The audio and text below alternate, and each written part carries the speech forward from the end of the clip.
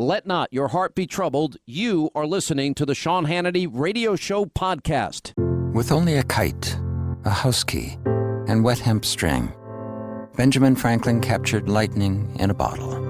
Over 260 years later, with a little resourcefulness, ingenuity, and grit, we're not only capturing energy from the sun and wind, we're storing it, ensuring Americans have the energy they need whenever they need it. Learn more about the nation's leader in energy storage at nexteraenergy.com. All right, 60 days. It's Friday. Glad you're with us. Write down our toll-free telephone number. You want to be a part of the program. It's 800-941-SEAN if you want to join us. I agree with Barack Hussein Obama. I agree with him. He's right. This November election is more important than any I remember in terms of a midterm. How long have I been saying the most important midterm in our lifetime? And I know politicians say it all the time, but just a glance at recent headlines should tell you the stakes are higher.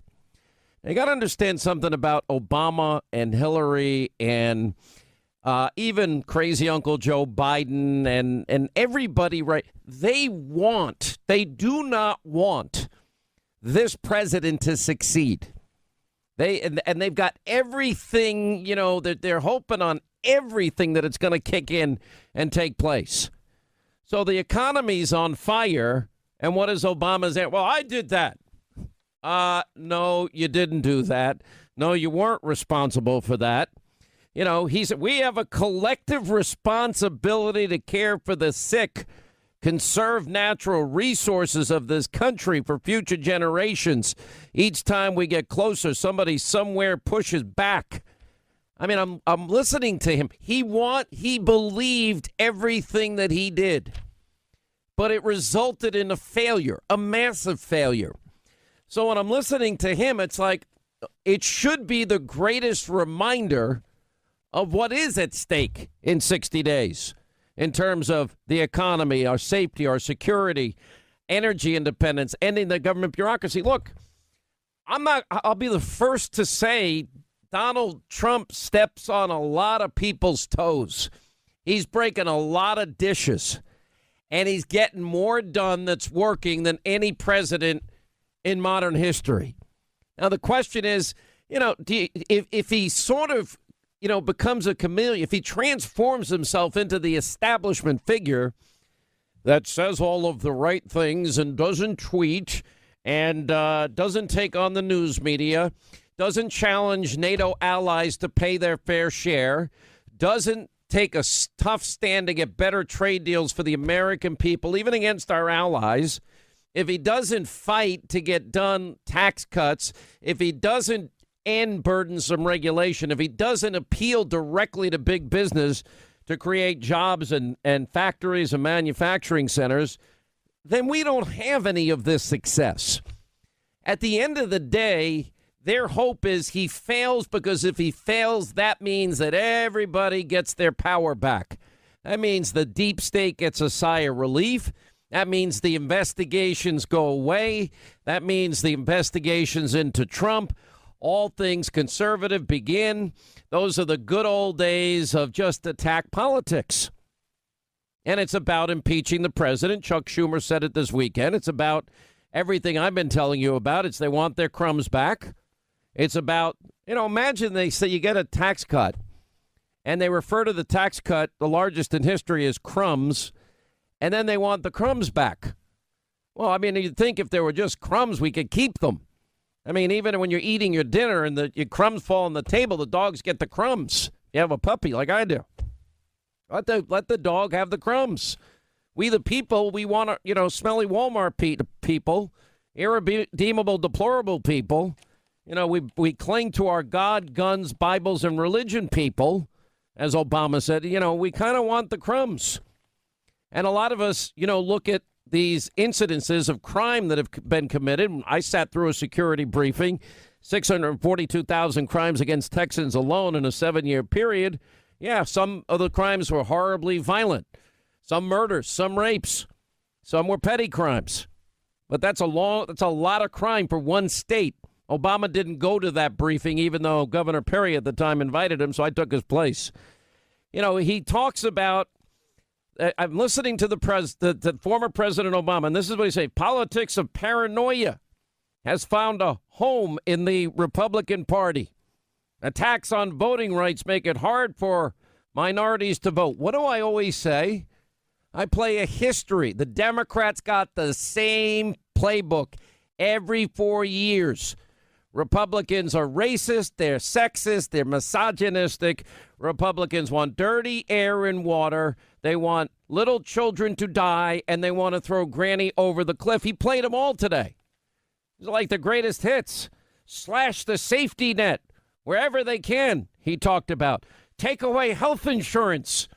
You know, a lot of good that Obamacare promise was. Keep your doctor, keep your plan, and pay less. Millions lost their doctors, their plans, and they're paying more. I mean, the worst healthcare disaster we've ever had. They embrace conspiracy theories like my birth certificate. Actually, that wasn't really true at all. That maybe some people bought into it. I just said, why don't you show it? I mean, if somebody says, Hannity, where's your birth certificate? Metropolitan Hospital, December 30th, 1961. It was a very bad year for liberals. A bad day for liberals. Anyway, they reject science and fact on climate change. Well, that means that they want burdensome regulation so business can't function and compete in the international marketplace. Embrace the idea of not paying the bills. He accumulated more debt than every other president before us combined. Republicans in Congress have provided tax cuts to people like me, who I promise don't need the tax cuts. No, the average family's got tax cuts. You know, crumbs, $1,000, $2,000 on average per family. That was money he was taking out of their pockets. And I'm sitting there listening to them. He talks about cozying up to Russia. And I'm like, does anybody remember Dmitry Medvedev? Tell Vladimir, my last election. You know, tell him I'll have more flexibility after my election. The only one that cozied up to Russia and Putin was him. The one that's put tough sanctions on Russia and Putin is Trump. Cozying up to the former head of the KGB, that was him. On tape. He didn't know his microphone was hot. Blocking legislation that would defend us from a Russian attack. No, Mr. Obama, you were warned by Devin Nunes in 2014 that the Russians were going to try and influence our elections. And you said just 2 weeks out of the 2016 election, no serious person would ever believe that anyone can influence our elections. There is no serious person out there who would suggest somehow that you could even rig America's elections, in part because they're so decentralized and the numbers of votes involved. There's no evidence that that has happened in the past or that there are instances in which that will happen this time. And so I'd advise Mr. Trump to stop whining and go try to make his case to get votes. There's so much here. Basically, everything he says is wrong. He gave us the worst economy. He has the worst recovery since the Great Depression. Lowest home ownership rate in 51 years. Lowest labor participation rate since the 70s. We now have the highest labor participation rate. We now have more jobs than people that are on unemployment. We just added another 201,000 jobs. The economy's on fire. 4 million new jobs total. 4 million fewer people on food stamps. He gave us 13 million more Americans on food stamps in 8 years. 8 million more Americans in poverty in 8 years. And he's lecturing us. He gives $150 billion to mullahs in Iran. He says, tell Vladimir I'll have more flexibility after the election. Talk about cozying up to Putin. No serious person believes that our elections could be influenced by it. Stop whining, Trump. You're going to lose. You know, we do not pressure the DOJ. What are you talking about? Eric Holder was in your back pocket the whole time. If anything, you just made a better choice for Attorney General than the president did. Or FBI to punish political opponents. Are you serious? What do you think has happened under your watch with the deep state And why was there a 350% increase in unmaskings? Why did your UN ambassador pretty much unmask an American a day during the time? How is it possible your FBI exonerated Hillary when she committed multiple crimes? You know, you want to talk about Russian interference. Your favorite candidate, Hillary Clinton, paid for Russian lies to lie to the American people. They presented it, your FBI, your DOJ, to a FISA court. That all happened on your watch. You're the one that allowed that. And he says, we denounce Nazi. Well, Donald Trump has denounced Nazi sympathizers and the KKK repeatedly. You just choose not to hear it. Doesn't make it true. How many times has he? We played it over and over again. We have 1 million tapes. The other thing is, I didn't hear you say anything about your friend Bill Clinton, who sat on a dais at Aretha Franklin's funeral. 3 seats down from him was Screwy Louis Farrakhan, one of the biggest racist and anti-Semites in the country. Oh, and there was a picture of Obama with Farrakhan. We just never saw it till after he got out of office. Sorry to just bring up the truth and the facts and everything in between. He can't stand that the president's successful, and Democrats can't stand it. Every bit of good economic news that comes out scares the living daylights out of them. When Kim Jong-un announces that he's setting a date for the denuclearization of the Korean Peninsula, that's not a win for them. Just like Mr. Anonymous writing, you know, what they write. Oh, well, the president, he prefers, he literally said this, he prefers despots. You know, he shows a preference for autocrats and dictators like Putin and Kim Jong-un. No, he's had tougher sanctions than any president in modern history against Putin. And let's see, little Rocket Man isn't firing missiles over Japan. The remains from the Korean War in 1953 have made their way back to their families in the U.S.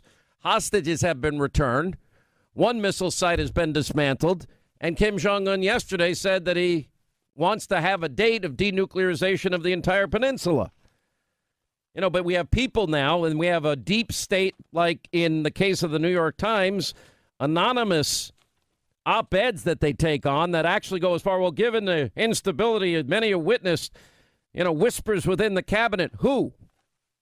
Of the 25th Amendment. That would start a complex process for removing the president, but no one wanted to precipitate a constitutional crisis. So this is what they say. So we will do what we can to steer the administration in the right direction until, one way or another, it's over. Well, that means, I guess, he serves out his time as president. That would be over. Or they put their hopes and their prayers in Robert Mueller and the Democrats if they win in 60 days to impeach him. What else? What other way or another is there? Is that a threat? Does this anonymous person have access to intelligence?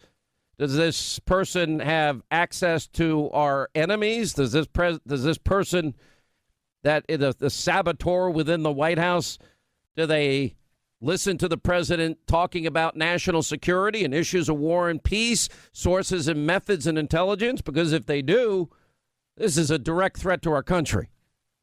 I take it as one way or another. What does that mean? And if it was said about Obama, how would the media react? And would the New York Times ever print it? Now the Washington Post is saying we have sleeper cells in America of resistance. Not just sleeper cells, they're inside the White House.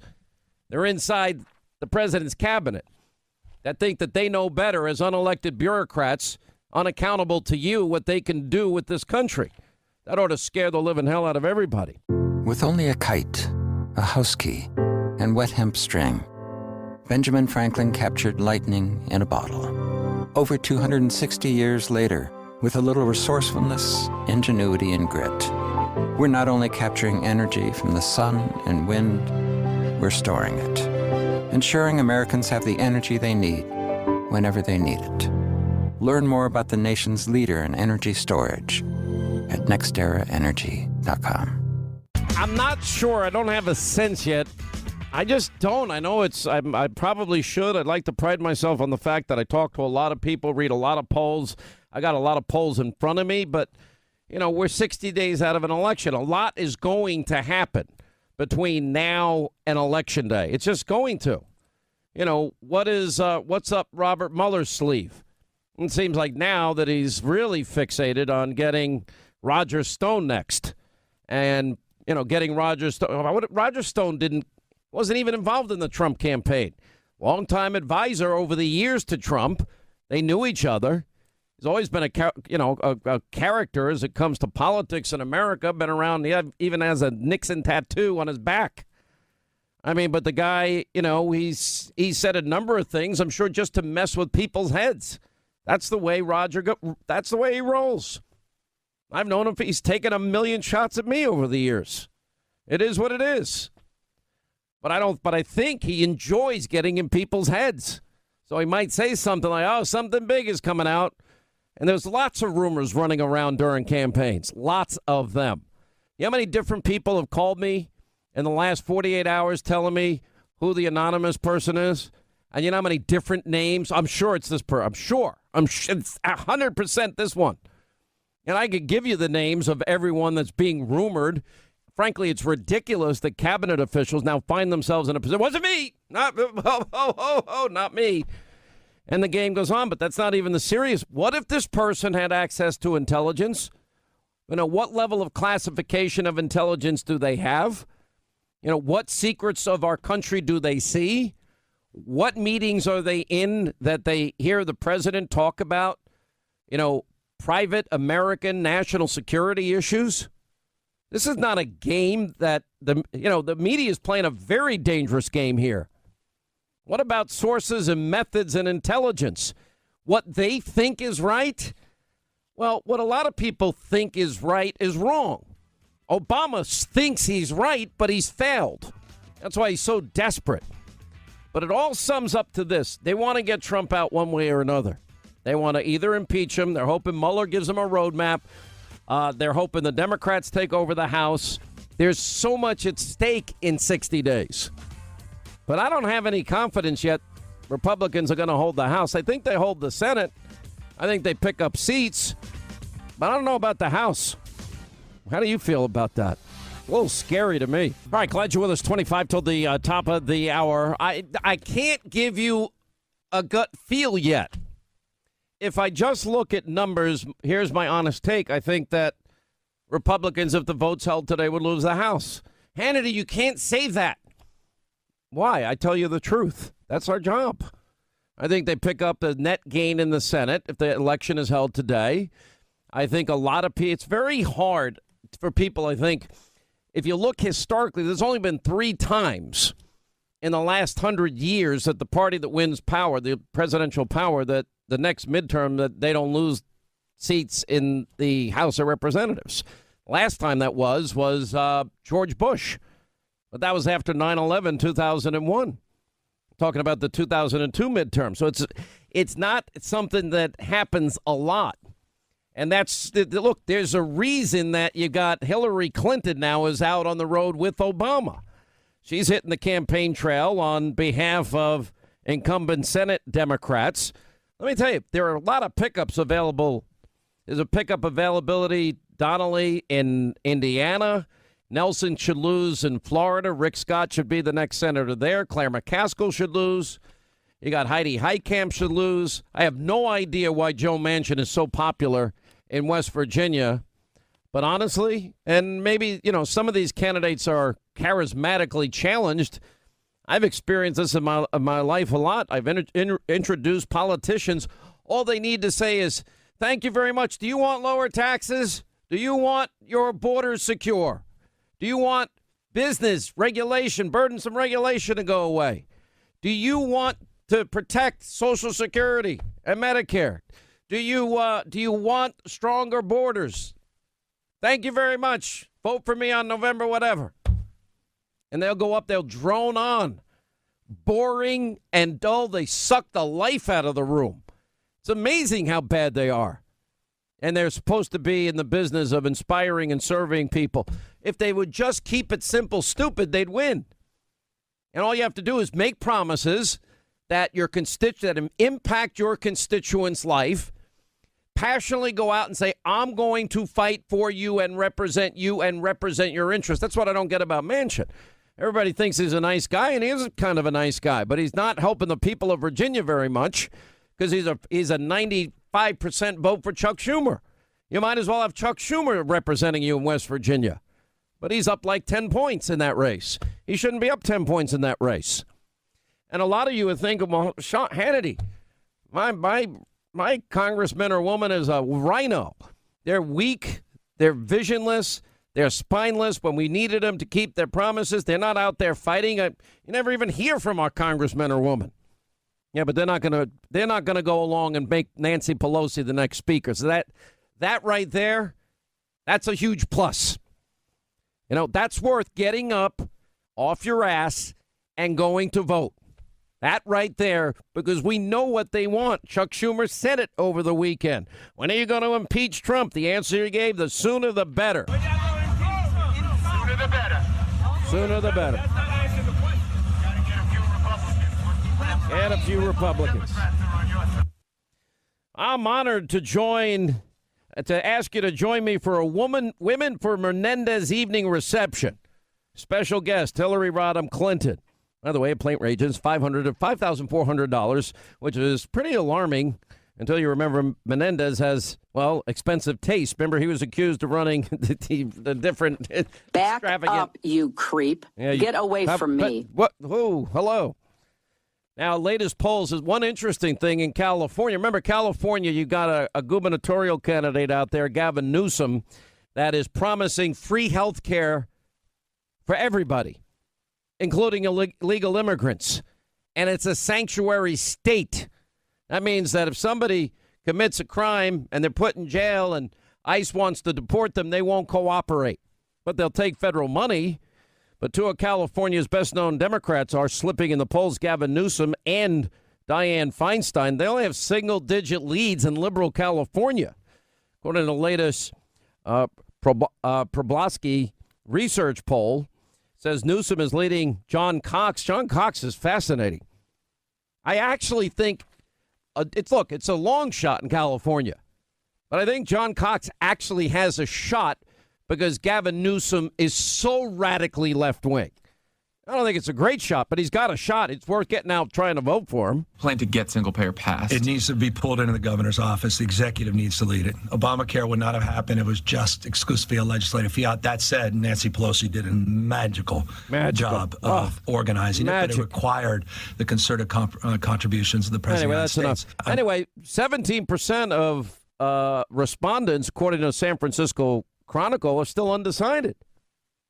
That's in California. It's almost within the margin of error against Newsom. This guy, John Cox, a businessman. Dianne Feinstein faces similar problems. She's got only an 8-point advantage, which in California for her that's not good. The text message was sent out by a Democratic Senate hopeful down, where is this, in Texas? You know, with this guy, what's his name, O'Rourke, everybody loves so much. Beto O'Rourke is the guy's name, yeah. Locked in a tight race, they say, with Ted Cruz. I think Ted Cruz will win. Ted Cruz has been an enormous help for this country. A tremendous advocate for constitutional conservatism. And look, I know that he got in a big fight with Trump, but he's been one of the president's most reliable senators. And frankly, he's admitted both on air and off that he just didn't think Trump had conservatism in him based on his New York donations and business dealings over the years, which, by the way, is not an illogical conclusion. So I kind of always understood it. I just happen to know Trump. Trump was a businessman who understood if I don't play the game in New York, I'm not going to get a building up. And I'm not going to get my plumbers and builders and electricians and contractors to work. So, yeah, okay, I'll give you your money for your stupid donation. Now get off my back. It's a horrible game that's played. He played it. But otherwise, nothing gets built. That's the way it works in New York and most big states, sadly. Anyway, O'Rourke is raised. It goes on to say, we're in search of volunteers, help transport undocumented immigrants to polling booths. They're doing that in Texas. I'm not making it up. It was in the Austin American-Statesman. Don't believe me. 90% of donations from big social media goes to Democrats. That's not a thing. Look, Obama, you got to understand. I could go through a list of Trump accomplishments for you, and the list is quite long. And a lot of you forget. And a lot of you are saying, look at August job creation. Wage growth comes in far better than expected, according to CNBC today. You have a brilliant, what's the woman's name in New York? Cynthia Nixon. She wants to beat Andrew Cuomo. Andrew Cuomo's not going to lose in New York, but he's not going to be president either. And she said, well, you have to pass the health care plan, universal health care plan, then figure out later how to pay for it. I'm like, do you watch politics at all? Do you pay any attention to anything? But there are 5 states, interestingly, that will probably play the role in who takes over Congress. Believe it or not, there's 5 competitive races in Minnesota that you've got to pay attention to. And I'm going to go over this. We're making up maps that are interactive on our website that we'll put up for you. California has 9 competitive races. Even my friend Dana Rohrabacher, I hope he gets reelected if you're in his district. New York has 5 competitive races. In California, Democrats need to gain 5 seats, net 5. That's why Obama and Hillary are going to spend a lot of time in California. But they have such a weak top of ticket with Gavin and Feinstein. We've got a chance to do well there in those 9 competitive races. Anyway, 5 competitive races in New York. Pennsylvania has 9 competitive races. Illinois has 3 competitive races that got to be won by Republicans. And this should be a year where the Democrats do well based on historical precedents. But this is a year that we can't afford for them to do well. Because if they do well, you're going to get everything that they want. You're going to get the impeachment in somehow, some way. That's what they talk about. That's what they want. They want to stifle the president's agenda. It's going to be nonstop, endless investigation into Donald Trump, Donald Trump's taxes, Donald Trump's family. They're going to go back and restart Russia, if you can believe it. Mueller will wrap it up, and they'll pick up right where he ended it.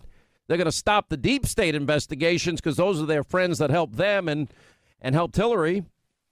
We've got new unemployment claims at a 49-year low. Record unemployment in 14 states.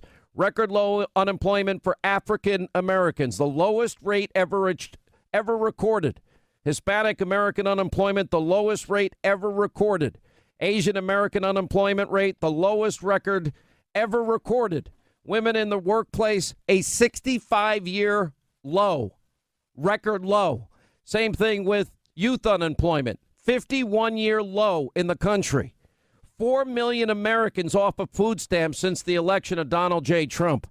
4 million jobs created since the election of Donald J. Trump. More manufacturing jobs created since Donald Trump's been president than in the last 30 years in this country. The biggest tax cut in history.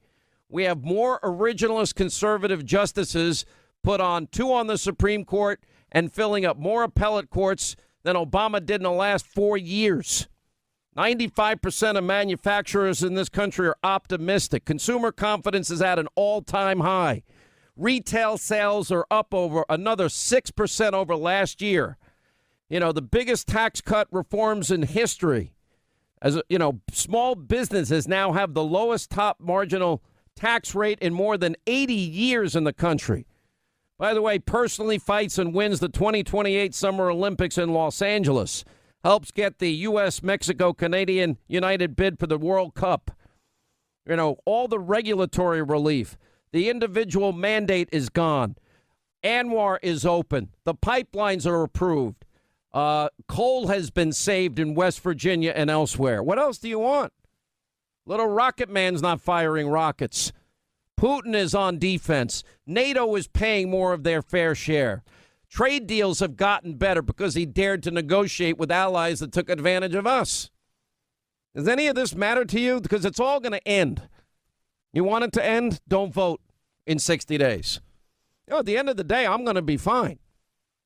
At the end of the day, a lot of us are going to be fine. But a lot of people that are benefiting right now, because 2016 was about the forgotten men and women. The 13 million Americans on food stamps. We're now down to 9. Lowest labor participation rate. Now we're up to the highest labor participation rate. Poverty rate has dropped by millions also. Those are millions of our fellow citizens, their lives, their families, people they love now doing better. The world is safer. Our military is being rebuilt. And the wall, there's $3 billion that has already been spent that is now being used to build the wall. Yeah, I want the other 22 billion, sorry. Billion, trillion, million, what's the difference, right? It's Washington. They don't care about our money. You know, the deep state, all the actions of them, it gets worse and worse every single day. You know, there's a lot at stake here. And I'm just hoping that those of you, there are enough people in this audience alone that if you don't want ICE to be, to get rid of ICE and have open borders, if you want to secure the borders, if you don't want Obamacare anymore, if you want to keep your crumbs, if you don't want to go through a president's impeachment because they just hate Donald Trump, not for any real reason, and you don't want to put the country through that, if you want your vote to matter, even though we now know they tried to undermine it and impact the electoral process in 2016 in 1,000 different ways, then don't vote. You're going to get the government you deserve. Or you can say this is too important. There's too much at stake. This is for our children and grandchildren. The abuse of power has got to be exposed. That we got to get rid of Obamacare. The wall is good for the country. Of course, we can put a door in the wall, which would be a good idea. And, yeah, we're overtaxed. We're not undertaxed. And I don't want Nancy Pelosi being the speaker. It's a dead-up straight choice election. The winner is going to be decided by turnout, whether or not you're motivated and see the importance to secure the victory you had in 2016. If you like what the president is doing and you want it to continue, you're going to have to get up and vote for Republicans, even some of them that really kind of suck. But they're still better than the people that will vote for Nancy Pelosi and company. That's what you're going to have to do. Hannity, you have a dire view of things. No, I don't. I have a realistic view of things. I look at numbers, and there's nothing more that I like than on election night than winning. I enjoyed what happened in 2016 because we kind of shocked the world. And you know what? I believe in miracles. We could do it again. And just to piss off the media and watch them, literally have a meltdown on election night would be awesome. It's worth the price of admission. You get up, you go vote that day, you turn on your TV that night and watch a crack up. They are going to be on their knee, you're going to be crying, screaming about, this is a white lash or whatever else they're going to be saying. Because how did he do it? Well, success matters.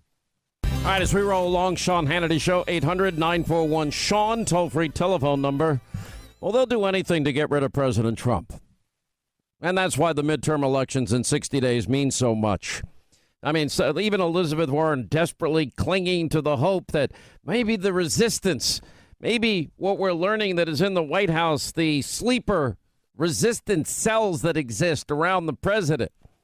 The people that were writing that, well, there were whispers among the cabinet of Donald Trump. This is anonymous, New York Times.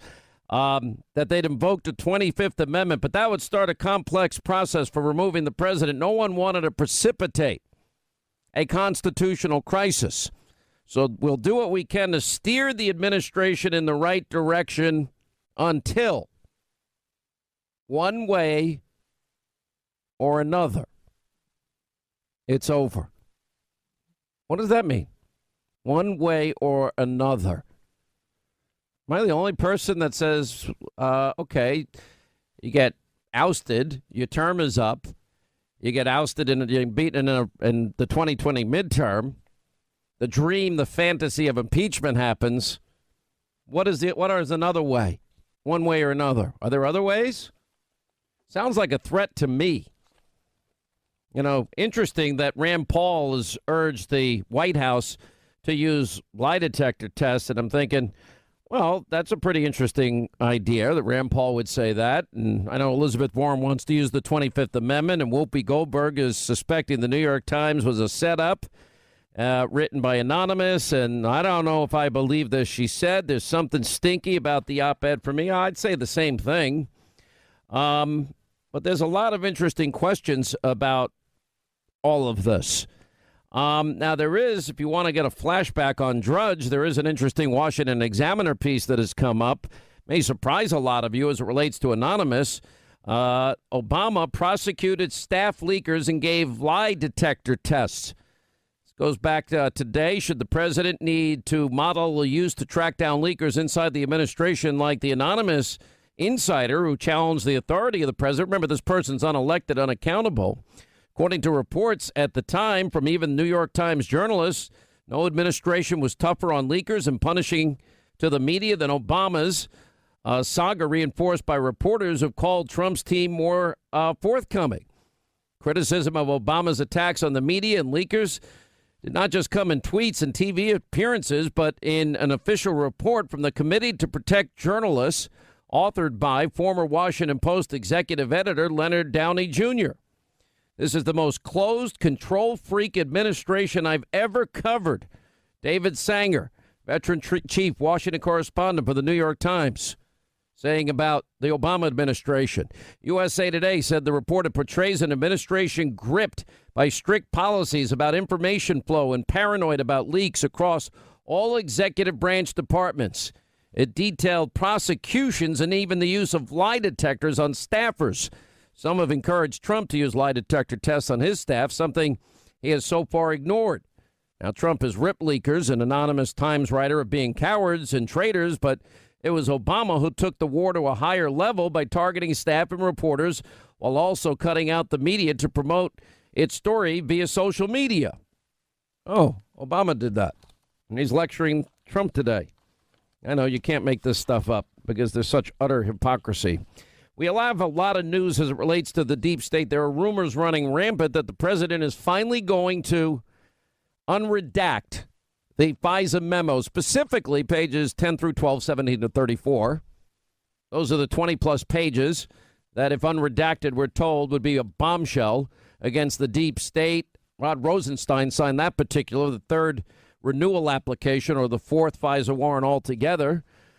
We've got all of that. We also have John Solomon's story about Christopher Steele's phony dossier was likely the basis for the ongoing witch hunt into alleged Trump-Russia collusion after it was pushed by several high-ranking deep state officials, but they all shared one thing in common. They hated Donald Trump.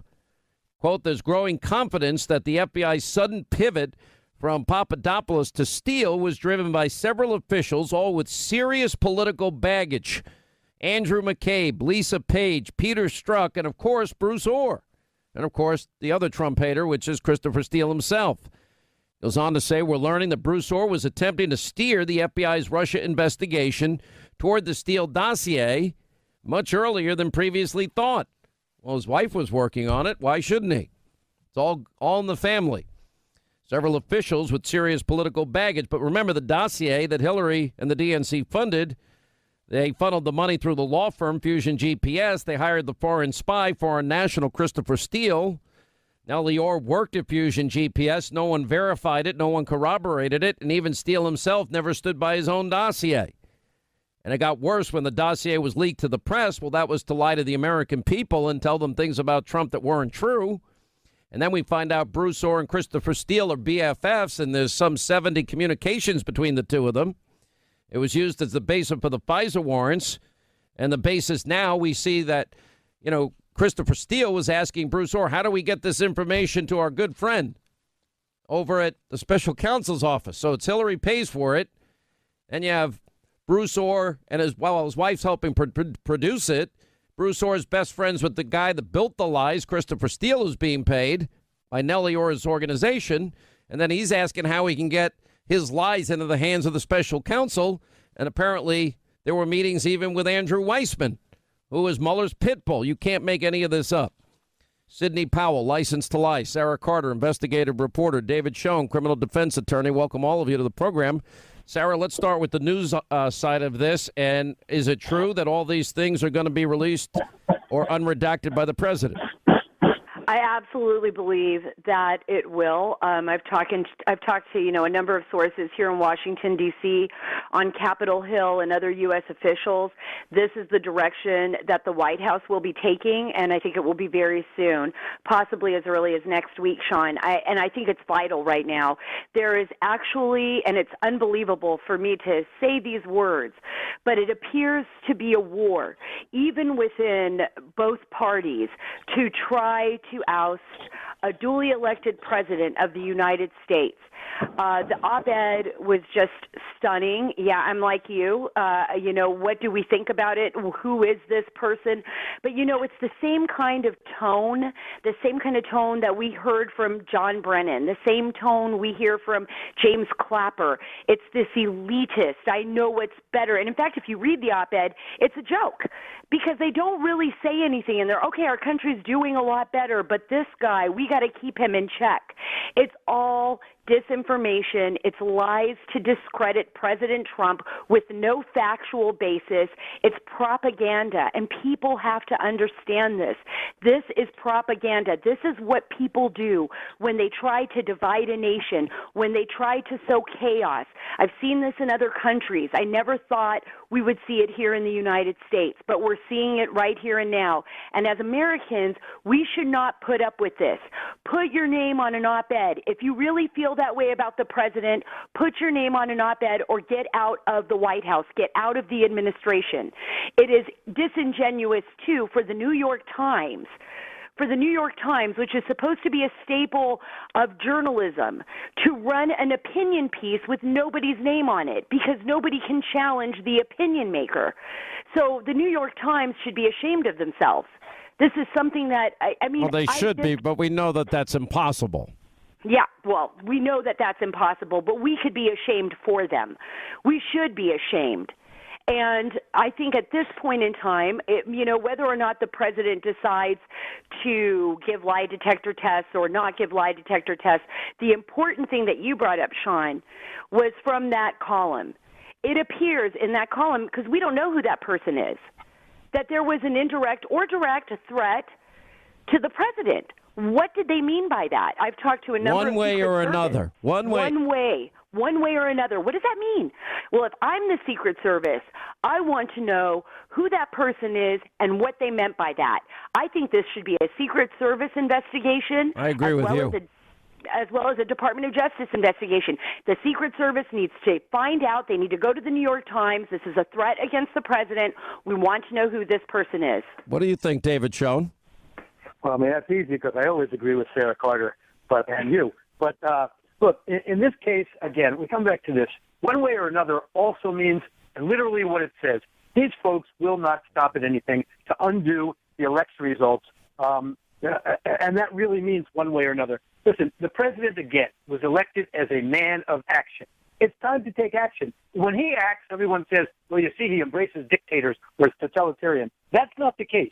Listen, as you just pointed out, the Obama administration probably had the most robust exercise of Article II power in the history of this nation between the use of executive orders and this prosecution of leakers. Can you imagine if President Trump did those things? He's perfectly entitled to, and it's time to do it now. It's as if Mr. Mueller and all of these other people have been elected to run our government, and they're just paralyzing the government. The president has to take decisive action, and the American people want that, need it, and are ready for it. Well, I think so. Sidney Powell, you've exposed a lot. Your buddy Andrew Weissman is back in the news. If you notice, here we find out that Bruce Orr and Christopher Steele, 70 communications, text, emails, and even meetings. And apparently, in these notes that we now find, what does it say? Oh, geez, I hope I don't get caught. I don't want to get exposed. And also, I hope you're getting all my information over to your buddies at the special counsel. Did they get it?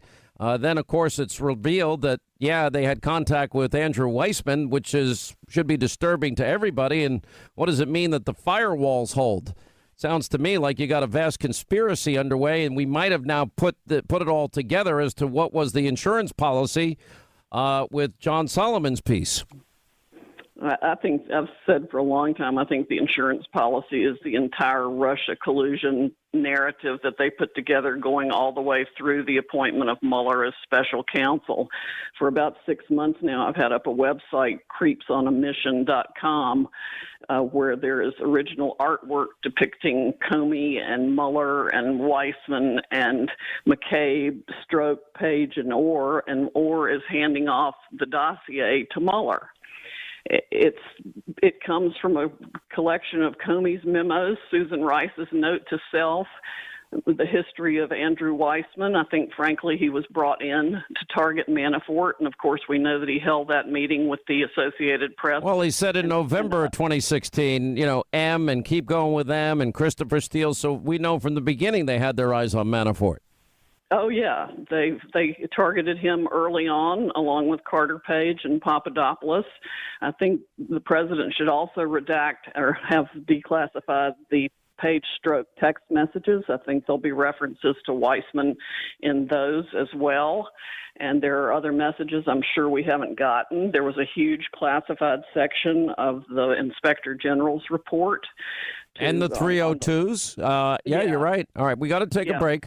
More with Sydney, David, and Sarah. We're going to carry them also into the next half hour. We'll get to some of your calls also, 800-941-SEAN. All right, as we continue, Sidney Powell, David Schoen, and Sarah Carter. Sarah, what if all these things become unredacted? I haven't seen these items myself. I have many sources as you do. They all say on a scale of 1 to 10, it's a 9 or a 10. I don't, when I hear that in Washington, and I always get my hopes up, I usually get disappointed. What do you think? I don't think we'll be disappointed. I consider some of the sources I've been speaking to very well versed on these documents. So you're saying your sources are better than mine, is what you're saying? No, not at all. You're saying we may have, we may both be surprised. I think even more so than a 9 or 10. Sean, I think what the push for this was, they were so adamant. All of the congressional members that have seen these documents, the people that have been working on these investigations, they know when they look at them, whether or not there were national security implications here, whether or not these documents should be made public. Remember, these are people that hold very highly classified security clearances. And what I've been told is that the DOJ was misleading the Trump administration, basically lying about the national security implications here, and they are trying to hide all of the malfeasance that happened within the investigation, protect the FBI, protect the DOJ at all costs, at the expense of the American people.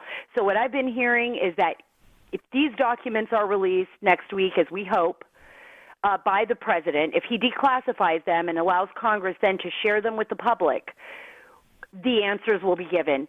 This will blow this entire thing wide open, and the American people and the rest of the world, because this is not just about us. This is about what we represent and how this chaos and infighting is destroying our reputation overseas.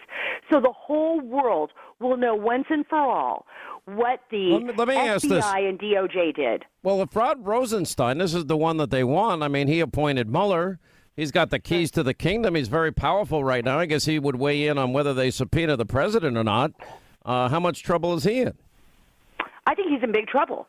Like I said again, because we saw this week that McCabe is, now there's a grand jury convened in his case. I got to think that everybody that signed off on this phony FISA warrant with the dossier is the information is in trouble. Everyone, and they're all and you know what? And this is going to come out. And this is why the DOJ has been fighting so hard, because it's incredible to believe that Deputy Attorney General Rod Rosenstein is overseeing all of this when he signed off on that fourth FISA and would have known everything about the 3 previous FISAs if he did his job. So he's making decisions about what to release or not release, and some of it impacts him. Absolutely. Total conflict of interest. Stay right there. Sarah Carter, and I promise we'll get to David Schoen and Sidney Powell as we come back. We got an amazing Hannity blockbuster, including Rudy, tonight at 9 on Fox News. All right, 25 till the top of the hour. 800-941-SEAN is our number on this Friday. And as we continue, Sarah Carter, investigative reporter, attorney David Schoen, author of License to Lie, Sidney Powell. Now that we know, Sydney, that a grand jury has been impaneled as it relates to Andrew McCabe, And now that we know that the dossier was the basis for all these FISA warrants and that there were glaring omissions and a fraud was committed 4 times on FISA courts, I would imagine anybody that had anything to do with them, which would include McCabe and Comey and Sally Yates and Rod Rosenstein, that they're all probably in a heap of trouble. We just don't know because of grand jury secrecy. What do you think is likely going on? Well, I hope they're in a lot of trouble. They certainly should be, but it's entirely possible the McCabe grand jury is looking simply at the offenses of his lying to the Inspector General and to FBI agents with respect to the Inspector General's interview. I don't want to really stick up for McCabe here, but think about this for a second. Hillary Clinton obstructs justice in the single most egregious case that I've ever seen in my life. And, but we'll go after Flynn and we'll go after Papadopoulos and we'll go after, Manafort and Michael Cohen for, not being truthful on bank loan applications, whatever other crap they're involved in. But she always gets a pass. Every single time she gets a pass. Why? Well, that's a whole nother investigation that needs to be done because we know it wasn't done right the first time. It was all just a part of the huge, massive cover-up that the FBI and DOJ have been engaging in to protect Hillary and then to go after President Trump. But the McCabe grand jury should at least be looking at indicting him for the false statements he made to the Inspector General that are documented in the Inspector General's report. Yeah. And then hopefully they'll proceed beyond that to other things and other people that were involved in the cover-up and the prosecution of President Trump and all people related to it. David Schoen, your take. Rod Rosenstein. Yeah. It's also Dana Boente, who was acting attorney general at the time. He signed one of the FISA applications, and he's now general counsel at the FBI. That kind of quietly happened under the radar. And he was also the Eastern District of Virginia person that Page and Strzok referred to in their text messages. Mm-hmm. I think the Page and Strzok text messages being unredacted is maybe a missing link that people haven't been talking about. David, your thoughts on all of it? My take on this is that the entire set of activities going on with the Department of Justice is Orwellian. The idea that Rod Rosenstein is calling shots, he's in the middle of this conflicted activity, and that these other cases, McCabe, Comey, et cetera, are being relegated to sort of behind-the-scenes U.S. attorneys' offices doesn't give me a great deal of confidence.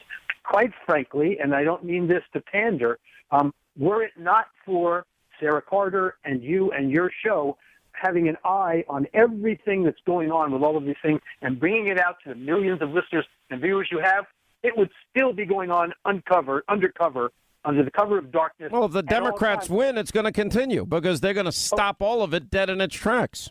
That's right. My sense is, the Mueller report we see, it will be timed to come out before the midterms and be especially damning. For that reason, this is not an investigation. It's a political agenda. This is what we mean by one way or another. And the idea now, getting back to one of the early subjects, the president, might be answering written questions, may sit down for some questions, won't answer about this, won't answer about that. It unduly dignifies this so-called investigation. I don't believe that any properly thinking person in this country believes that Bob Mueller wants to sit down with the president or ask him written questions to really find out the information. Well, Sarah has to run, but I want to ask her one last question. We don't hear the names of Baker and Rubicki and others that have come and gone. And, by all accounts I'm hearing is Bruce Orr apparently opened up more than anybody knew in his testimony of 7 hours last week. What about these guys? Are they in any legal jeopardy that would maybe cause them to sing, not compose, but sing and tell the truth? Oh, absolutely. I think, we got to keep our eye out on James Baker. There was a lot of concern. Remember, he was the general counsel for the FBI, and they were seriously looking at him for leaking information to the media as well, and he would have been very close, obviously, to McCabe and to Comey. I think they do want to call back in some of the people they've already interviewed. That's Congress. They want to call back, Lisa Page. They want to interview Nellie Orr, Bruce Orr's wife. I think that's something we should be looking for in the future. Who are the people that they're going to be calling in and re-questioning based on the testimony given by Bruce Orr? Because a lot of it contradicts what people originally said to Congress, and they're going to want answers. Yeah. All right, sir. We're going to see you tonight on TV. I know you have one of your daughter's recitals or whatever you got to run to. We appreciate your time on this Friday. Oh, thank you so much, Sean. It's been great chatting with you. By the way, there's nothing worse than a dance recital. I'm going to tell you why. I don't know if does your daughter do dancing? Yes, she does. She does a lot of little kids shows at school. She's only 6, so she. No, well, my daughter did it when she was very young, and you go to a recital, and they've got 40 age groups. I mean, it's ridiculous. Oh, you got to get through all the age groups to get to your daughter. But nobody. And then it's like 5 minutes. No. It's like 3 minutes, but you have to sit through 3 hours of somebody else's kid, and I don't have any interest in anyone else's kid. And then you're like, and then your kid gets out there, and you're like, which one is it? Because there's 50 of them. Because they're all in the same costume. They're all in the same costume. My daughter was a frog last time. There were like 10 frogs on stage. Exactly, but then they don't let you leave the theater either. I mean, you got to sit there. You're not allowed. No kid is allowed to leave. Like if you're lucky and your kid goes first, you still have to sit there and be tortured because they don't free your child, even though your child has nothing to do. And quickly, if you sit in the back, they give you dirty looks because they know you're just going to try to sneak out afterwards. And your kids are giving you dirty looks too. I said I had something to do, and I went and grabbed my daughter, and it was like I was kidnapping her in their minds. I mean, it's ridiculous. I'll try doing that today. And I know every other parent's really proud of their kid, and I appreciate it. But you watch your kid, I'll watch mine, and then I'm leaving. Yeah, that's right. That's right. Or just give me a recording. Or give me a recording. I swear I was there. It was the best show I've ever seen. Which one are you again, sweetheart? You know, because there's 50 kids on the stage, and they're all dressed in the same costume. Frog number 3. Yeah, frog number 3. No, Mr. Hannity, that's frog number 92 in the back in the corner. Just like when you were in school, they told you to mouth the words. That was, Oh, that's right. All right, that's what I used to do. Have fun at the recital. Thanks, Sean. I'm glad we can have fun, David, in Sydney, while our country is literally in a tatters and we have an election in 60 days. And I'm not sure everybody quite knows how urgent this all is. Oh, and by the way, we just got the Papadopoulos sentencing, too. Papadopoulos was sentenced to 14 days, which, by the way, I'm actually happy for him. Yeah, he was totally set up and screwed and had no idea what he was getting into. Yeah, 14 days. Anyone can suck up 14 days. Then 13 months supervised release, 200 hours of community service. Now, there was a 15-minute recess. The judge sentenced him. Judge Papadopoulos did speak on his own behalf, said, I made a terrible mistake. I have paid dearly. I'm ashamed. I was not honest and might have hindered the investigation. I'm deeply embarrassed and ashamed. My entire life has been turned upside down. I hope to have a second chance to redeem myself. And the defense was arguing for probation only and already had been under supervision for a year. I mean, seriously, this guy wasn't even a part of the campaign, for crying out loud, David. Yeah, no, that's true. By way of full disclosure, however, I've spoken with his wife at great length about this case, so maybe it's not something I should comment on. Well, why not? Well, I mean, just speaking, I mean, do you think he was treated fairly or unfairly? I think he was treated unfairly. I think he was, he's a person who was treated in the same manner that these folks in the government seem to always treat them when they have the power of the government behind them. And I'm talking about Sidney's friend, Mr. Weissman, and that sort of folk. They turn the screws to you so that, they just don't know what hit them. These are people who have never been in any kind of confrontation with the law before. All of a sudden they see their lives passing before them. His wife potentially was at risk. So, yeah, I don't think that's the way our system should treat people. I think this guy was a young guy, made a mistake. He was interviewed at length. I don't even know what mistake he made. I mean, this is the danger. Every time, man, I got into this the other night on TV with Dershowitz and Andy McCarthy, and they, Dershowitz agreed with me. Andy McCarthy, had a little varying view, but it's sad to me that I have FBI friends, and we've talked at length. They're very angry over all of this because they love their institution. They have such pride in what they do, and they're amazing people. And they've reached the upper ranks of law enforcement, and they take great risks for the protection of all of us. And we've got to remember that. And it's not those guys. It's not the field office guys. But anyway, we're talking about it, and I said, all these people get in trouble for lying to the FBI or lying to the investigators. And I'm like, well, what if you don't remember it properly? I mean, does that then set you up for a possible accusation of lying? Because I'd have to really think who was on my show on Monday, and I don't think I'd even get it right. That's right. Simply opening your mouth when you sit in an interview with these folks opens you up to prosecution, because some prosecutor may have an agenda, and he decides what's the truth and what isn't the truth. Listen, there's no bigger groupie to the FBI than I am. As I said before, my father was an FBI agent. I'm happy to share my scrapbook. But it's a big mistake. You know, this guy got... Well, that's what my friends say. But I'm a guy that wants to help the FBI. I'm inclined to like the FBI. My mom was a prison guard. My dad worked in family court probation. I have cousins, cops all over the place. And we had 2 people, extended members of my family, that were in the FBI. They were deity. And my instinct would be to talk to them. And every FBI agent that I say, don't do it. Don't ever talk. I'm like, why?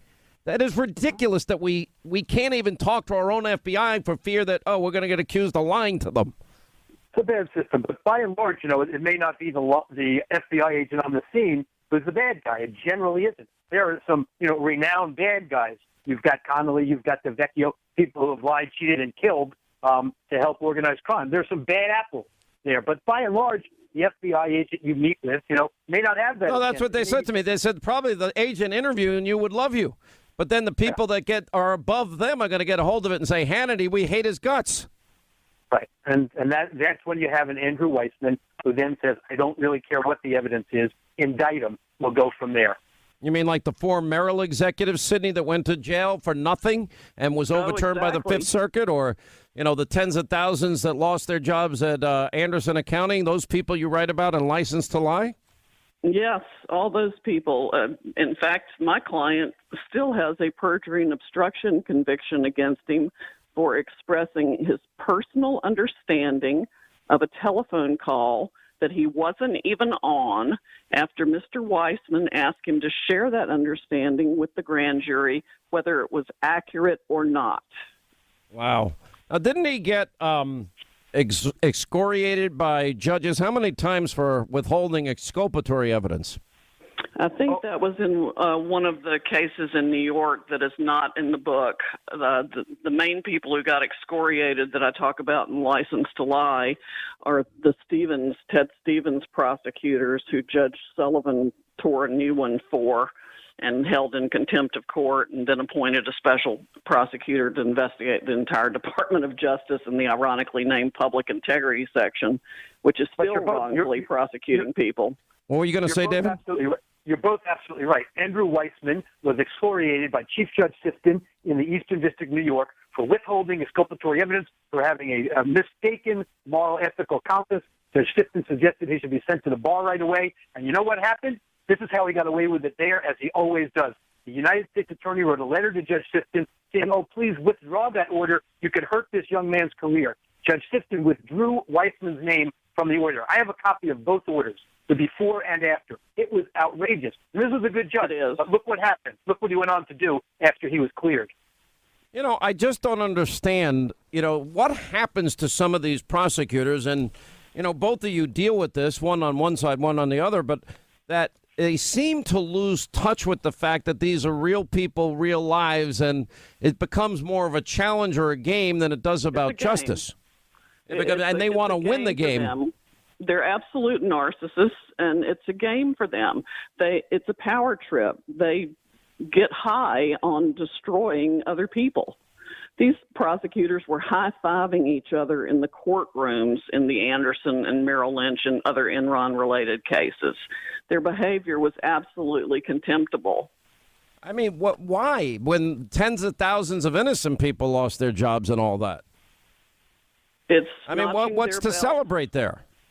I don't understand it. I mean, I was a prosecutor for 10 years in 3 different districts under 9 United States attorneys from both political parties, and I never saw anybody behave that way. And if I had, I would have reported it up the line and expected them to be fired. Unbelievable. All right, Sidney Powell and David Schoen, thank you both for being with us. We appreciate it. We'll have a lot more on this tonight, a lot of breaking news regarding this, and whether or not the president moves forward with these redactions. What happens to the grand jury is going to be interesting.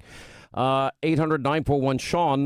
We got a lot coming up. News Roundup, Information Overload Hours next. Mr. Rucker reported to those of you, the 4 of you there, in the presence of the IC, IG, attorney, that they had found this anomaly on Hillary Clinton's emails going through her private server.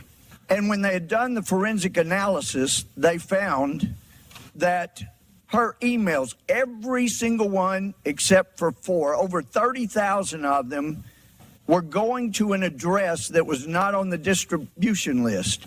It was a compartmentalized bit of information that was sending it to an unauthorized source. Do you recall that? Sir, I don't. Well, he went on to explain it, and you didn't say anything. No. You thanked him, you shook his hand, but the problem was that it was going to an unauthorized source that was a foreign entity unrelated to Russia. And from what you've said here, you did nothing more than nod and shake the man's hand when you didn't seem to be all that concerned about our national integrity of our election when it was involving Hillary Clinton. Did you wipe the server? What, like with a cloth or something? I don't know. All right, that was Louis Gohmert and Ed Henry asking Hillary, oh, did you wipe the server? You mean like with a cloth, Ed? You mean like with a cloth? One of the now infamous answers she gave. Our friends over at the Daily Caller have an amazing story out today. Now, this follows on the heels of a report yesterday that, in fact, only 0.5% of the Hillary emails that were on the Wiener laptop were actually looked at. Some 700,000 were ignored, and it is believed by people within law enforcement that were involved in the case that there was almost 700,000 emails, and they believe the entire missing 33,000 emails would be included in all of that. Now, that's a big deal. Now, it gets taken a step further, which I have been, I think, a lone voice here in saying that why do I imagine not just Putin and the hostile regime of Russia, but probably the Chinese, probably the North Koreans, probably the Iranians, and other nations all hacked into that server. Now, the headline on the Daily Caller is sources, China hacked Hillary Clinton's private email server. A Chinese-owned company penetrated former Secretary of State Hillary Clinton's private server, according to sources briefed on the matter. The company inserted code that forwarded copies of Clinton's emails to the Chinese company in real time.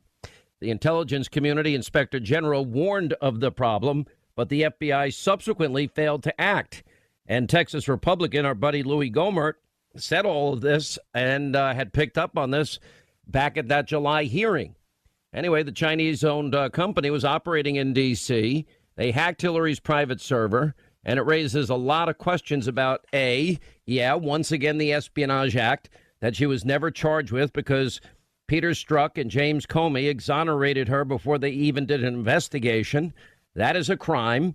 And then, of course, the deletions of subpoenaed emails and the deletions of a hard drive and the busting up of devices, well, it might be for nothing. Now, I guess if anybody said, well, I hope the Chinese release the emails, then I guess you'll be considered a puppet of the Chinese. But certainly it appears they have them. Joining us now, Richard Pollack. He is a reporter from the Daily Caller. He's broken this huge story.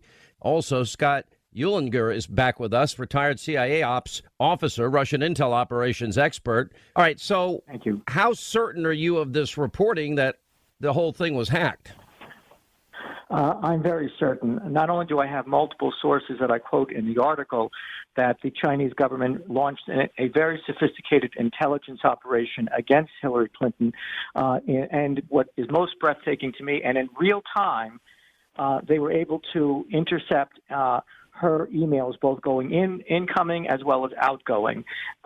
Since the article has run, I've had actually another intelligence official contact me to confirm the story as well.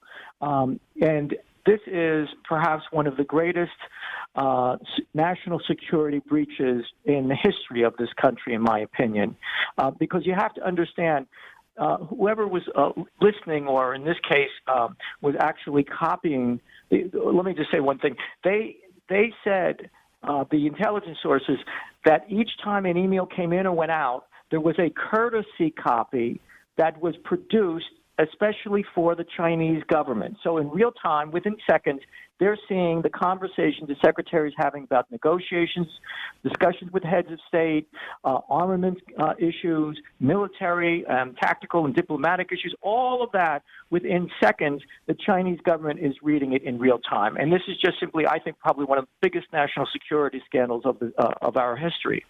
Well, what I don't understand is I'm sure they never erased one of them. That would mean we could get a hold of all 33,000, right? They got all 30,000 of them, absolutely. And I think, I don't have any evidence of it, but the people I've been speaking to, the sources believe that they also probably shared some of this intelligence with their allies, North Korea, perhaps with Iran, perhaps with other heads of state and other governments.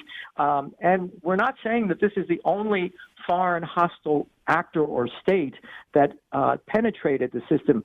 I believe that there were probably other countries that were also sort of listening in as well. But this one is, in fact, confirmed. It's confirmed by multiple sources from the intelligence community. None of this is a surprise to me, Scott. Does it raise questions about maybe everybody saying it's Russia, Russia, Russia? Could it have been China? Or is it, as I suspect, it was probably Russia, China, North Korea, Iran, and probably other hostile nations? Yeah, Sean, I agree with you. I believe, this bathroom server had no security controls on it. And in fact, it was almost certainly penetrated by multiple actors, the countries you said, Iran, North Korea, Russia, and China. There's no doubt about it. But what's really interesting, and I'm really happy that Mr. Pollack wrote this article, is that the time factor. The Inspector General found out about this in early 2015, and they briefed the FBI, including Strzok.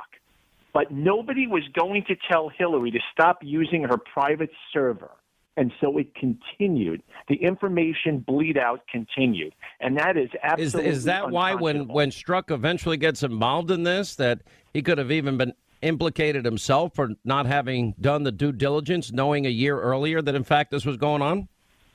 I think it's absolutely. I mean, it's monstrous that none of these people seem to have done their jobs. And this is what happens when PC outshines actual performance in a government bureaucry. But Hillary was not the Secretary of State, though, at that point, though, in 2015. Right, she was out running for president. It would have reflected poorly on her candidacy, exactly. But the fact that certainly shows that Strzok was in the tank from the beginning with Hillary Clinton and was willing to overlook basically fulfilling his job responsibility. He has a mandate to protect the American people against CI incursions, and he did nothing. Now, it became a big deal at some point during the campaign when Donald Trump said, Richard Pollack, well, maybe maybe the Russians will share their emails with us. Because there's still, look, the intel community is pretty, they're almost universal in their belief that the hackings took place by Russia. And that would be the DNC and Podesta, et cetera. Nobody's ever shown us any evidence to back up that point. And when I interviewed Julian Assange, I specifically asked, did you get this from Russia? He said, no, I did not get it from Russia. Anybody associated with Russia? No. No state party. So, I don't know what to think, except that I think what Scott is saying is dead on accurate, is that there was such a vulnerability, and then we now know that our enemies are trying to hack into everything, that it could have been any number of these people, or probably were any number of them. So Chinese, certainly they would have shared with one another also. The the Chinese would have shared it with the Russians, etc. You think so? Certainly in ways that would enhance their relationships. I'm sure that they would give each other selected snippets of information of interest. Absolutely. Why do you think that if they wanted to get to the bottom of it, why didn't they go to WikiLeaks, which did make it public? And by the way, it wasn't just WikiLeaks. So too did the New York Times when they got it, and everybody else reported it. So, why didn't they say, well, where'd you get it? Do you have any evidence of where you got it from? Why wouldn't they ask him? Look, the major media has decided to ignore the whole question of the vulnerability of the secretary's communications, including some of the most sensitive secrets that this country has, and they're not interested. It's not in their interest to go and pursue this, and that's what you've been saying for years now. Yes, in 2015, the ICIG did determine that there was anomalies in the emails, and they began to do a real due diligence thorough search, and then went to the FBI, in which Peter Strzok was in one of several meetings in which they made their presentations. My sources tell me that Strzok just looked at them coldly, in a very hard way. He was indicating he was not interested in this information. He was actually apparently very close to enraged that they should come to him with this kind of information. So Strzok, and you saw it in Strzok's two-way with the Congressman Gohmert. Imagine someone comes to you of great credibility and says that there's a national intelligence operation against the Secretary of State and all of these secrets, and you're the top counterintelligence official at the FBI, which is what Strzok's position was. You would immediately be ringing bells. You would be immediately launching investigations. You would be then bringing other members of the intelligence community in there. He says to our good friend Congressman Gohmert, who had the courage to do this, he said, I don't recall that conversation. All right, we take a break. We'll come back more with Richard Pollack, and Scott Eulinger is with us. 800-941-SEAN is our number. Your call's at the bottom of this half hour. All right, as we continue, Richard Pollack, reporter, Daily Caller, and Scott Eulinger is with us, retired CIA ops officer, Russian intel ops expert. I have one big question. You know, all of this, if you go back to Assange, when he was young, 16, breaks into the DOD, breaks into NASA, now he's in his mid-40s. At what point does America have to look in the mirror and say that we have not done a good enough job of preventing these type of cyber attacks? We're not protecting our national secrets. At what time do we make it a national security issue so that nobody has the capacity ever to hack into anything in the United States? Scott, to me, that's basic, that you build the sword, you build the shield. We've known now for 40 years that people are hacking into us, and we're not doing anything about it. They keep doing it and doing it and doing it. And when does it become our fault? That's right. I think we've passed that point. We've passed that point now. It is our fault. I mean, the United States is being bled dry of its secrets, from the Chinese hacking of the Office of Personnel Management to stealing the F-35 designs to what we have in front of us now, to Senator Feinstein's driver who was working for the Chinese. All of these things are swept under the rug. But the real problem is that we are hemorrhaging out secrets at an unprecedented rate, and it must stop. Let me ask you both this. I mean, from what I understand, and I've done some background and research into this, we have like 250,000 U.S. government IT employees.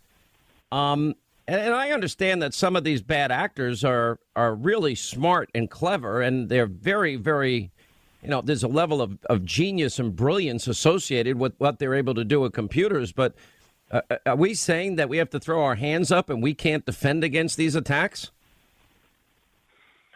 Well, I think one of the issues here is that a considerable number of these folks who have security clearances, some of them are actually foreign nationals under the H-1B program that work for the consulting firms that consult for either the intelligence community or the CIA. I mean, this is an open book at this point. Then this is where Scott is absolutely 100% right. You gentlemen, you were probably old enough to remember the party line on phones. You had a private line or a party line, and the party line, you shared it with other people. Well, I think that the... Okay, I'm not that old. Thank you very much. I do remember a dial rotary phone. That's as far back as you're getting me. Thank you very much. All right. Nevertheless, Hillary Clinton's server was on a party line. That was not a private line. And but that is only one of the many cybersecurity attacks that this government and our industries have faced. But aren't we risking sources and methods? Didn't she put lives in jeopardy? I think that is very possible, just from the sheer volume of information that the Chinese had access to. One thing that, as an ops officer, you sometimes stay awake at night thinking about is if you have one high official say the wrong thing or leaks out a document, it could undo all the work that one well-trained operations officer did maybe for several years. So what we're looking at with this is a similar thing. Her flouting of the law with her junk server, I'm sure it threw away thousands of man hours of work. of hardworking patriots such as myself. It just made all that work useless. Millions of dollars, and possibly even the lives of some people who may not have been sources of information, but maybe the subject of some of her emails. Different people crusading for human rights in Africa maybe were eliminated because of her emails, because this stuff should not have been public knowledge. All right, I want to thank you both for being with us. Richard Pollack, great report with the Daily Caller. We'll continue to follow that up. Scott, thank you so much for being with us. 800-941-SEAN is our toll-free telephone number. Right to our phones when we get back. 800-941-SEAN is our number. All right, we're going to have a lot more by the time we get on television tonight, 9 Eastern on the Fox News Channel. Bruce Orr, I have spoken now with a number of people that know it was a hell of a day with his testimony. A lot of it in conflict.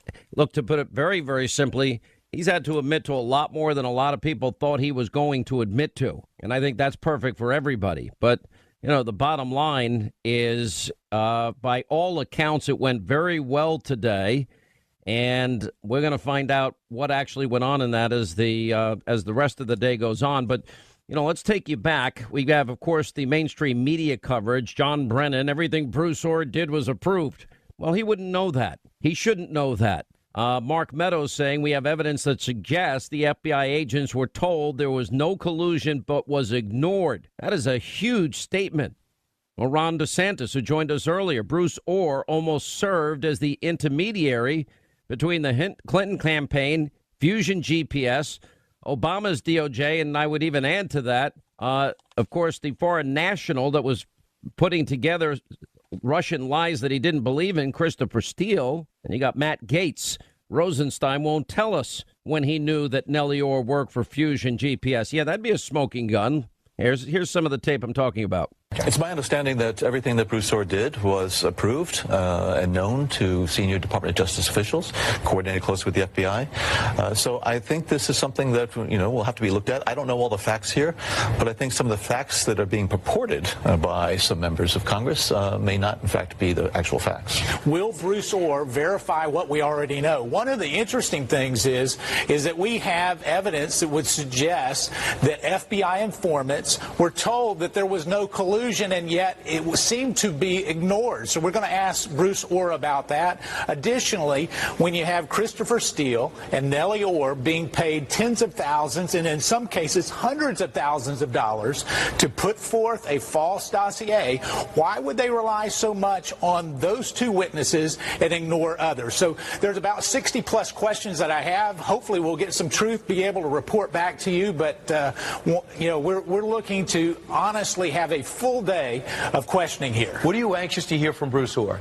Well, I want to know his precise role. I mean, we know just from the documents that we have that he was functioning almost as an intermediary between the Clinton campaign and Fusion GPS and the Obama Justice Department. He was one of the highest-ranking officials in Obama's Justice Department, reporting directly to the anti-Trump Deputy Attorney General Sally Yates. So it's really an unprecedented use of official prosecutorial resources to have him that deeply involved in generating this opposition research. We need to know who else at the FBI knew what he was doing. We need to know when he started dealing with people like Glenn Simpson at Fusion GPS, what his interactions were with Christopher Steele, and the financial interests that he had in stake, because his wife, Nellie Orr, worked for Fusion GPS, and you're not allowed to be a federal official and participate in matters that you have a financial interest. So I think there's a whole host of questions, but he really is a critical kind of wheel in this whole collusion cog that we've been able to expose over the last few months.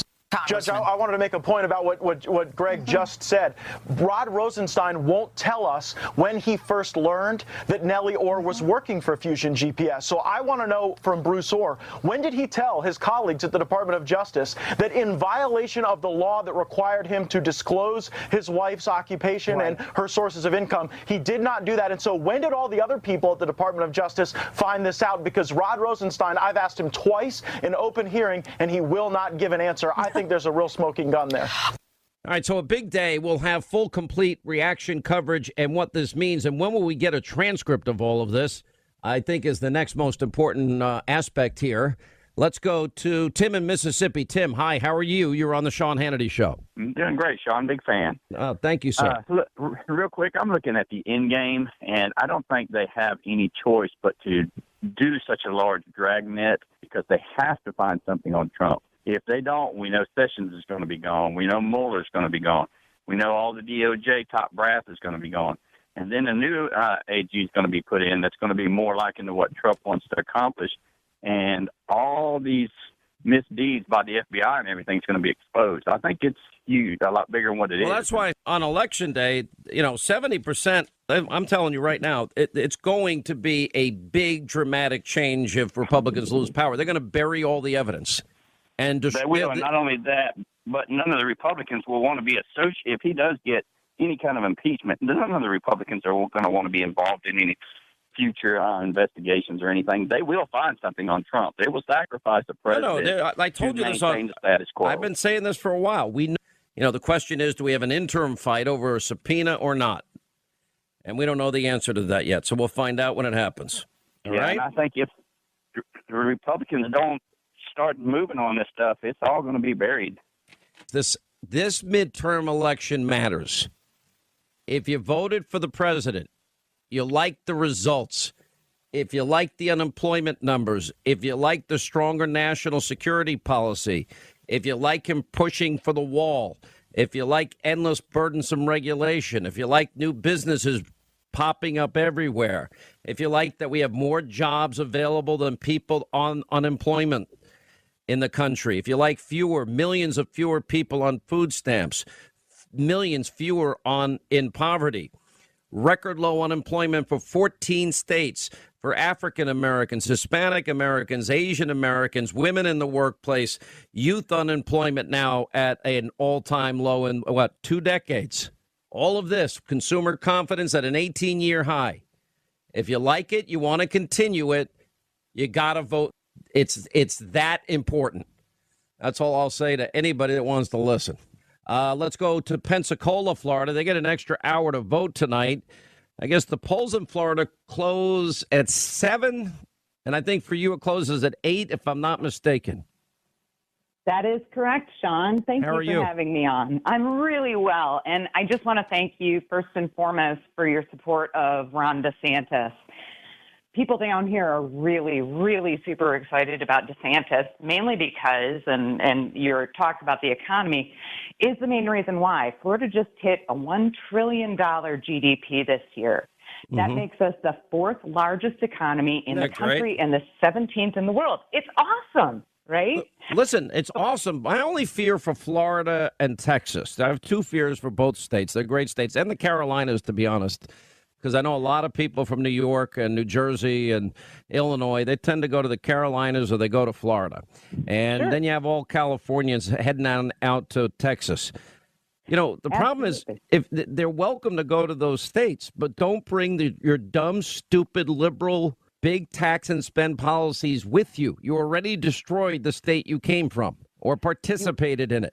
Don't do the same to the rest of the country, because Florida is doing perfectly well without a state income tax, as is Texas, and the Carolinas with very low taxes. That's right. And that's why we need to have a governor here who has the ear of President Trump and has shown that he will and can work with President Trump to continue these economic policies that are making Florida strong. This isn't an accidental economy. It's taken a lot of work, and we've had significant gains in manufacturing that are a direct result of the Trump policies. So we have to have a governor that's going to work with Mr. Trump, and Ron DeSantis is that guy. Listen, I'm a big Ron DeSantis guy, so you don't have to sell me. I was down. I actually did some town halls with him over the 4th of July weekend, had a great time. We were in the Panhandle in Pensacola, and we were, where else were we? We were in Tampa. We were in Fort Myers. We had a great time. Really good time. Yeah. And by the way, he's right. Since I was there, his poll numbers did go up. So I get a little bit of the credit, at least. I'm teasing. And we thank you for it. We want to keep Florida strong, and your support of DeSantis has definitely done that. Yeah, he'll do a great job for your state, as will Governor Rick Scott, who I've come to be very fond of. I know him better than anybody. He's a great guy. I used to know Rick Perry, Rick Scott, and Bobby Jindal. I know those 3 governors better than any in the country. Because those that's three, because they're the best governors. well, they are, but they'd always be in New York, and they know that we have a big presence in all their states, but they'd always come up to New York for the purpose of meeting with New York businesses and enticing them to move to their respective states. And they all were very successful at it. And they kept coming back for meetings again and again and again. I'd be like, what are you doing here? Because I'm trying to take some of your business back to my state. And all they would do is talk about the great business environment, the low taxes, and the regulatory environment being one that is conducive to making a lot more money for business. And guess what? A lot of businesses listened, and they're leaving. The amount of wealth that has left New York and New Jersey, you cannot believe the numbers. It's massive amounts of money. It's like Escape from New York. They can't get out fast enough. I'm going to be the last one to turn the lights out, of course, because I'm working. But anyway, people go to these states. Don't bring your dumb policies with you. Thank you, Stephanie. Appreciate it. Christopher's in Alabama. Christopher, hi. How are you? Glad you called. Doing great today, Sean. Thank you for having me on the air. Yes, sir. What's going on? Previously, I didn't go and vote. Just never felt like it made a difference or what have you. But when Trump ran for office, I had started noticing before that, okay, something's going on. We need to change, and started paying a little bit more to the attention of what was going on in the government. As the people knew what they were getting when they voted for Trump. We knew we wasn't getting a poster child for a president. We wasn't getting a perfect, what the Democrats and the leftists want to view as, let's put them out here. It doesn't matter what they know or what they accomplish. It's how they look. That's not what we wanted. We wanted someone that was going to get out there and fight for the American people, and that's what we voted for. And we're sick and tired of them trying to bully him or block him from doing the things that we voted for. Russia didn't show up at my house. They didn't send me nothing to get me to vote. I voted because I wanted to vote and make a difference, and I was ready for something different. Yeah, listen, and what I would say to you is, they've tried to undermine him in ways we didn't know before the election. They tried to prevent, they cheated their way, every single way they could cheat, they did. Nobody seems to care that Hillary paid for Russian lies, and those lies were repeated, disseminated, and used to propagandize, mislead, misinform, disinform the American people before the election. She pulled it off with Bernie. Why not try it again? And then it was used for the nefarious purpose also of getting, spying on the Trump campaign and getting FISA warrants based on unverified, uncorroborated, Hillary Clinton bought and paid for Russian lies that have now been debunked. It's terrible. And the fact that nobody's being held responsible to date, I think we're going to get there, is beyond frustrating considering the level of deep concern that Mueller and his team have about taxi medallions and, decades old tax returns and loan applications from years gone by. So we haven't found anything Russian that in this whole thing, but there's plenty of Russia, dirt that was pushed during the election. Well, exactly. And like you said, nobody's being held accountable. There's two different tiers of justice here. And if that's what people want, if people want their neighbor to be able to go out and do something and get away with it, but then them be treated like they're just the worst person, then don't go vote. Yeah, well, listen, I'm telling you, this vote matters. This vote matters big time. It does. There's a lot at stake here. I'm telling you the truth. I don't lie. This is a big deal. And by the way, it's an uphill battle. You got to fight just like you would, just like it was 2016 all over again. So anyway, I appreciate it. Pam is in Hampton, Virginia. Pam, we'll move on to you. How are you today? I'm all right, sir. How are you? I'm good. What's going on? Good. I just wanted to touch base. I am like just Joe average person here in America, and I am watching this thing unfold like a monster. And Mueller goes on and destroys life after life after life. And as soon as he does not get what he wants, he's on to the next life to destroy. And he's leaving a path of destruction that I don't know if Americans will get over. We try our best to be fair and be the kind person, be the Christian, turn the other cheek, do what you're supposed to do, treat your fellow human with respect. And we look at this, and he's just creating this weight of destruction behind him that is horrible. And it's horrible for the people whose lives he's touching that have done nothing. They have done nothing to warrant the way he's tearing them apart. And how do we get over that? As an Americans, how do we get past this and get on to being American? The best thing you can do, I'll say it every day, you have to vote. You have to see that the entire agenda that you voted for in 2016 is hanging in the balance, because it is. All right, that's going to wrap things up for today. We got an amazing Friday Hannity edition tonight, 60 days till the midterms. More on the blockbuster Bruce Orr's connections. And, Orr and Steele. Oh, did you get it to the special counsel? We'll have the latest on the FISA abuse, latest on the anonymous saboteur, and whether or not that is a threat to national security. Andrew McCabe, a grand jury, is impaneled. Sarah Carter, John Solomon, Victoria Tunsing. Rudy Giuliani checks in with us tonight. Congressman Jim Jordan and Matt Gaetz check in, and I'm going to talk about why this midterm is important, and I'll show you. 9 Eastern tonight, Friday edition, Hannity, Fox News. Hope you'll join us. We'll see you back here on Monday. See you tonight at 9. Thanks for being with us.